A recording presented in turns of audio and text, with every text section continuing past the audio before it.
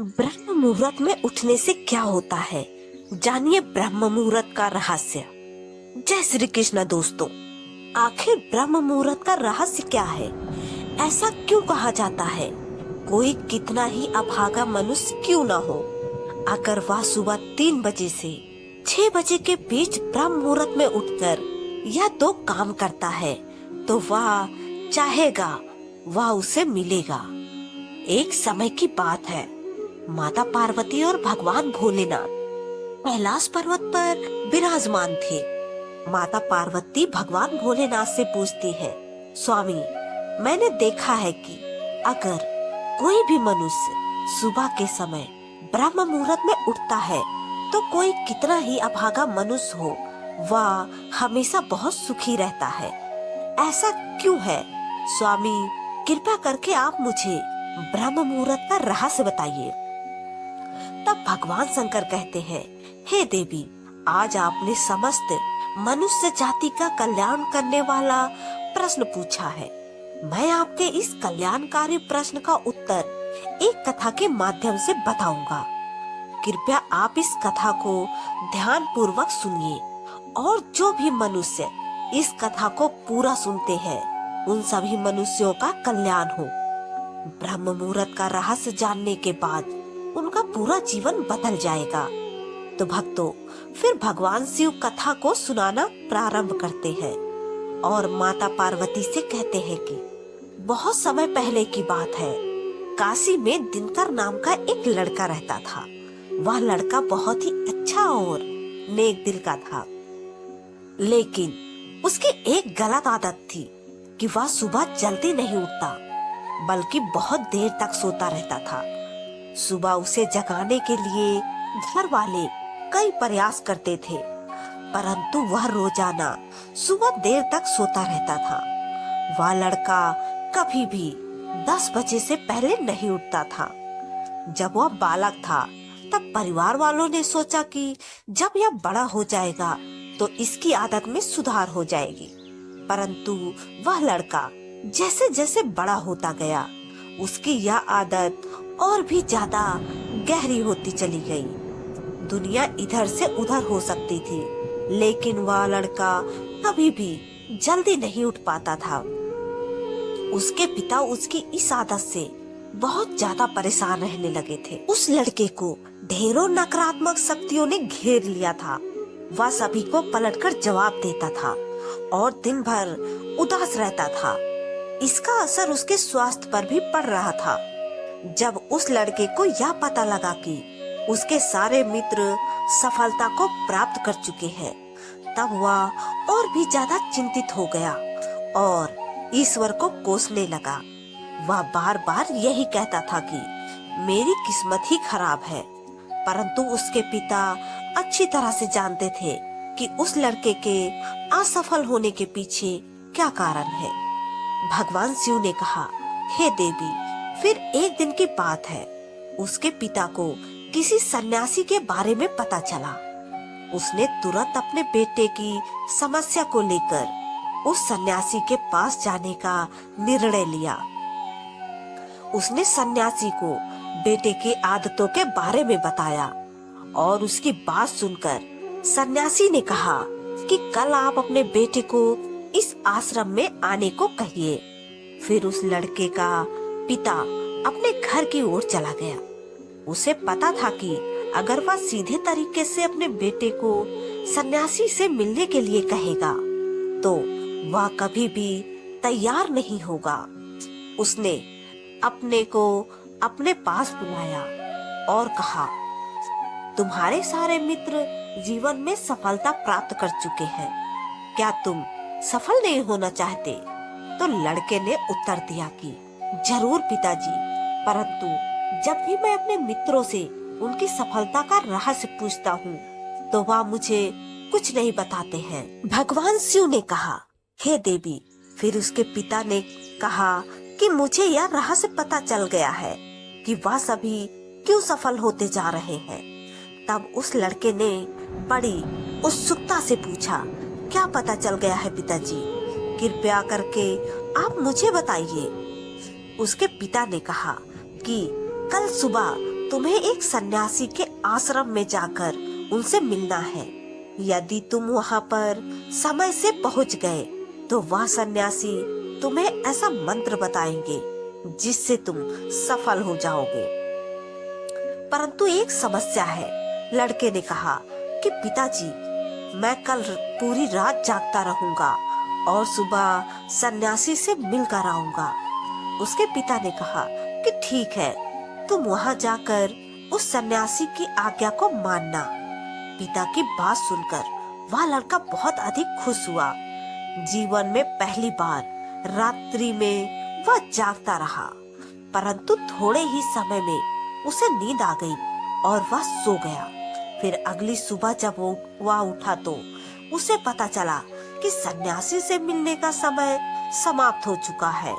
उसके पिता ने लड़के की तरफ देखा और कहा कि तुम जीवन में कभी सफल नहीं हो पाओगे, इसलिए जाओ और जाकर सो जाओ।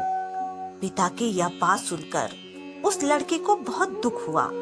उसके मन ही मन स्वयं को चुनौती दी कि कल सुबह वह सन्यासी से मिलने अवश्य जाएगा। उसने अपने पैर में एक छोटा सा घाव बना लिया, जिससे दर्द के कारण उसे रात भर नींद नहीं आई। भगवान शिव ने कहा, हे देवी, यह ऐसा पहला अवसर था जब उसने अपने जीवन में पहली बार सूर्योदय देखा था। वह तुरंत ही तैयार होकर सन्यासी से मिलने के लिए चला गया। आज उसका अनुभव कुछ अलग ही था। वह बेहद शांत महसूस कर रहा था। चलते चलते वह लड़का जैसे ही सन्यासी के आश्रम में पहुंचा तो वहां पर उसने देखा कि सन्यासी और उसके सभी शिष्य ध्यान लगाकर बैठे हुए थे। भगवान शिव ने कहा, हे देवी, फिर जब ध्यान का समय समाप्त हुआ तब लड़का उस सन्यासी के पास पहुंचा और उन्हें प्रणाम करते हुए बोला कि आपके पास कोई ऐसा मंत्र है जिससे मैं सफल हो सकता हूँ? कृपया करके मुझे वह मंत्र बताइए। मैं भी अपने मित्रों के समान सफल होना चाहता हूँ और अच्छा जीवन जीना चाहता हूँ। भगवान शिव ने कहा, हे देवी। फिर सन्यासी मुस्कुराए और बोले, अच्छा तो तुम वही बालक हो। तुम्हारे पिताजी मुझसे मिलने आए थे और उन्होंने तुम्हारे विषय में मुझे सब कुछ बता दिया था। मैं तुम्हें वह मंत्र अवश्य बता देता, परंतु अब लड़के ने जैसे ही परंतु शब्द सुना तो लड़का घबरा गया। उसने पूछा, परंतु क्या गुरुदेव? तब सन्यासी बोला, मैं तुम्हें वह मंत्र बताऊंगा, परंतु अगले 21 दिनों तक तुम्हें मेरी आज्ञा माननी होगी। मैं तुम्हें वह मंत्र 21 दिनों के बाद बताऊंगा। तब तक मैं तुमसे जो भी कार्य कहूँगा तुम्हें वह करना होगा। यदि तुम असफल हुए या कार्य के बीच में तुम्हारा संकल्प टूट गया तो उस मंत्र का असर नहीं होगा।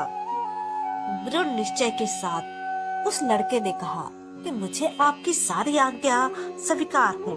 मैं अगले 21 दिनों के लिए आपका दास हूँ। आप जो भी कहेंगे मैं वही कार्य करूँगा। मुझे केवल और केवल उस मंत्र के बारे में जानना है। भगवान शिव ने कहा, हे देवी। फिर सन्यासी ने उस लड़के से कहा कि ठीक है, कल से तुम्हारा कार्य शुरू होगा। तुम इसी आश्रम में निवास करोगे। वह लड़का आश्रम में निवास करने के लिए तैयार हो गया। सन्यासी ने कहा कि यहाँ रहते हुए तुम्हें ब्रह्म मुहूर्त में उठना होगा और दूसरे शिष्यों की तरह ध्यान और तप करना होगा। साथ ही आश्रम के कार्यों में भी सहायता करनी होगी। और ध्यान रहे, यह संकल्प टूटना नहीं चाहिए। भगवान शिव ने कहा, हे देवी। अब लड़का सन्यासी की बात से सहमत हो गया और अगले दिन से उसके कार्य के दिन की शुरुआत थी। इस बार उसने दृढ़ निश्चय किया, परंतु 1 सप्ताह बीतने के पश्चात ही उसका संकल्प टूट गया और वह 8वें दिन देर तक सोता रहा। जब वह नींद से जागा तो उसने कहा कि मुझसे कितनी बड़ी भूल हो गई। वह रोते हुए सन्यासी के पास पहुंचा और कहने लगा कि हे गुरुदेव, मेरा संकल्प टूट गया। अब मैं जीवन में कभी भी सफल नहीं हो पाऊंगा। सन्यासी ने उसे समझाते हुए कहा कि एक बार फिर से शुरुआत करो, फिर से संकल्प करो। फिर लड़के ने सन्यासी से पूछा कि सुबह उठना इतना आवश्यक क्यों होता है और यहाँ पर सभी लोग इतनी जल्दी क्यों उठ जाते हैं। भगवान शिव ने कहा, हे देवी। तब सन्यासी ने लड़के को समझाते हुए कहा कि सुबह यानी ब्रह्म मुहूर्त में उठने के पीछे बहुत बड़ा विज्ञान छुपा हुआ है। लड़के ने कहा कि कृपया वह मुझे विज्ञान बताने की कृपा करे। सन्यासी ने कहा कि रात्रि को 4 पहर में बांटा गया है। पहला रुद्र काल, जिसका समय 6 बजे से लेकर 9 बजे तक होता है। दूसरा राक्षस काल, जिसका समय रात्रि 9 बजे से 12 बजे तक होता है। तीसरा गंधर्व काल, जिसका समय रात्रि 12 बजे से 3 बजे तक होता है। और सबसे अंत में जो पहर आता है उसे मनोहर काल कहते हैं। इस समय को ब्रह्म मुहूर्त या अमृत बेला के नाम से भी जाना जाता है। इसका समय भोर 3 बजे से सुबह 6 बजे तक होता है। यह वह समय होता है जब पूरे संसार की नकारात्मक शक्तियाँ निष्क्रिय अवस्था में होती है और सकारात्मक शक्तियाँ सक्रिय होती है। ब्रह्म मुहूर्त अर्थात देव मुहूर्त। ब्रह्म मुहूर्त का अर्थात देवताओं का समय होता है। भगवान शिव ने कहा, हे देवी। वह सन्यासी आगे कहता है, इस समय देवता धरती पर विचरण कर रहे होते हैं और जागृत मनुष्य पर उनका बड़ा ही सकारात्मक प्रभाव पड़ता है। ब्रह्म मुहूर्त ऐसा समय होता है जिसमें मनुष्य का मस्तिष्क बिल्कुल खाली होता है, जिसमें किसी प्रकार का कोई विचार नहीं होते। और जब इस समय व्यक्ति अपनी पुस्तक खोलकर पाठ का अध्ययन करते हैं तो उन्हें सब कुछ जल्दी जल्दी याद भी होता है और यह लंबे समय तक याद रहता है। यह ऐसा समय है जिसमें हम ज्ञान को समझने का प्रयास करते हैं। इस कारण आश्रम के सभी शिष्य और संसार में बहुत से ज्ञानी लोग ब्रह्म मुहूर्त में उठ जाते हैं। प्राचीन काल में रोशनी का कोई स्रोत न होने के कारण लोग अपने दिन का समापन सूर्यास्त के साथ और आरंभ सूर्योदय के साथ करते थे। यह एक तरीका है जिससे मानव जीवन प्राकृतिक के साथ तालमेल बनाकर चलता है। भगवान शिव ने कहा, हे देवी। फिर उस लड़के ने कहा कि ठीक है, मैं कल से अपना संकल्प फिर से शुरू करता हूँ। परंतु ब्रह्म मुहूर्त में उठकर मुझे क्या क्या करना चाहिए? तब सन्यासी ने कहा कि ठीक है, मैं तुम्हें बताता हूँ कि ब्रह्म मुहूर्त में क्या क्या करना चाहिए और कैसे करना चाहिए।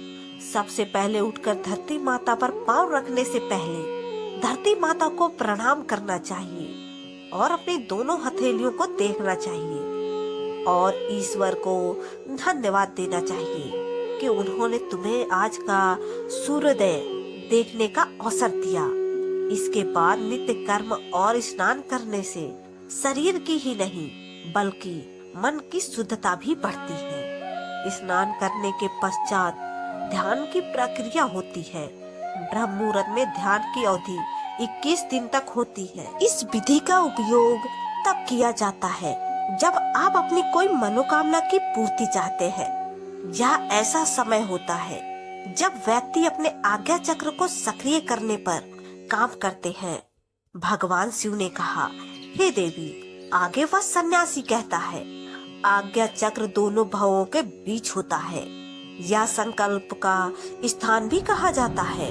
अगर इस चक्र पर ध्यान केंद्रित किया जाए और अपनी मनोकामना को बार बार दोहराया जाए तो मात्र 21 दिनों के भीतर वह मनोकामना पूरी हो जाती है।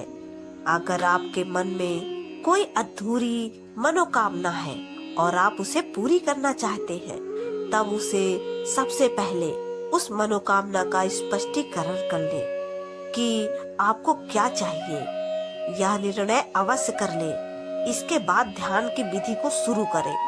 ब्रह्म मुहूर्त में स्नान के बाद एक ऐसा स्थान चुने जहाँ पर वायु का प्रवेश हो। ध्यान में शुद्ध प्राण वायु का होना आवश्यक होता है। ध्यान की मुद्रा में रीढ़ की हड्डी सीधी होनी चाहिए, साथ ही गर्दन भी सीधी होनी चाहिए। सुखासन की अवस्था में दोनों हाथों को घुटनों पर रखकर आंखें बंद करके बैठ जाए। हाथों की मुट्ठी को बंद कर ले और 2-3 मिनट तक बिल्कुल शांत हो जाए। जब आपका शरीर स्थिर हो जाए और सांस भी शांत हो जाए, तब उसके बाद अपना सारा ध्यान आज्ञा चक्र पर लगाए। इस दौरान लंबी गहरी सांस ले और सांस को रोक कर रखे। इस समय आप अपनी इच्छा को मन ही मन दोहराए और अपने मन से इष्ट देव और देवी देवताओं और गुरुजनों का चिंतन करें। भगवान शिव ने कहा, हे देवी। उस सन्यासी ने कहा, जब सांस को रोकना कठिन हो जाए तब धीरे धीरे सांस को बाहर की ओर छोड़ो। सांस को नाक से भरें और मुख से बाहर छोड़ें। इस प्रक्रिया को 3-4 बार प्रतिदिन दोहराएं। ऐसा प्रतिदिन करने से आपकी जो मनोकामना है वह अवचेतन मन तक अवश्य पहुंच जाएगी और इच्छा पूर्ति जल्दी ही होगी। आज्ञा चक्र सक्रिय होता है और हमारी आज्ञा को पूरा करता है। सांस को रोक कर रखने के दौरान शरीर में आपातकाल की स्थिति हो जाती है, जिससे कि आप बेकार की बातें सोचने और विचार करने से बचते हैं। ब्रह्म मुहूर्त के समय ईश्वर की विशेष कृपा होती है और कोई भी व्यक्ति अपनी मनोकामना को इस समय दोहराता है तो उसकी इच्छा जल्द से जल्द पूरी होती है। भगवान शिव ने कहा, हे देवी। इस प्रकार सन्यासी ने उस लड़के को ब्रह्म मुहूर्त का महत्व बताया। अगले 21 दिनों तक उस लड़के ने बड़े ही मन के साथ इस प्रक्रिया को अपनाया। अब वह बहुत ही ज्यादा अनुशासित और शांत स्वभाव का बन चुका था। उस लड़के ने जैसे ही अपना संकल्प पूरा कर लिया, उसके बाद वह लड़का बड़े ही प्रसन्न भाव से सन्यासी के पास पहुंचा और कहने लगा, हे गुरुदेव, मैंने 21 दिनों का संकल्प पूरा कर लिया है। अब कृपया मुझे सफल होने का मंत्र बताइए। तब उस सन्यासी ने मुस्कुराते हुए कहा कि पिछले 21 दिनों से जो अभ्यास तुम करते आए हो वही तुम्हारी सफलता का मंत्र है। जो व्यक्ति ब्रह्म मुहूर्त में उठकर ध्यान प्रक्रिया को सही से करते हैं वह जीवन में कभी असफल नहीं हो सकते। तुम्हें ब्रह्म मुहूर्त का रहस्य पता चल चुका है। अब तुम इसे जीवन प्राप्त करो। तुम्हें जीवन के लक्ष्य और सफलता दोनों प्राप्त होंगे। उस लड़के ने सन्यासी को धन्यवाद दिया और ब्रह्म मुहूर्त के नियमों का पालन जीवन पर्यंत तक करने का वादा भी किया। भगवान शिव ने कहा, हे देवी, अब तो आपको पता चल गया होगा कि ब्रह्म मुहूर्त में उठने से क्या होता है और इससे जुड़ा रहस्य क्या है। तब माता पार्वती ने कहा, हे स्वामी, अब मुझे ब्रह्म मुहूर्त का संपूर्ण ज्ञान हो गया है। इतना कहकर माता पार्वती ने भगवान शिव को प्रणाम किया और कहने लगी कि हे प्रभु, आज आपने समस्त मानव जाति के कल्याण के लिए इस अद्भुत ज्ञान से अवगत कराकर धन्य कर दिया। जय शिव शंभू, हर हर महादेव। तो दोस्तों, आपने आज के इस वीडियो से क्या सीखा और आपको यह कहानी कैसी लगी, कृपया कमेंट करके जरूर बताएं। वीडियो पसंद आया हो तो लाइक करें और अपने दोस्तों के साथ शेयर करें। कमेंट में हर हर महादेव लिखना ना भूलें और ऐसी ही और भी बहुत सारी कहानियों को सुनने के लिए चैनल को सब्सक्राइब जरूर करें। धन्यवाद।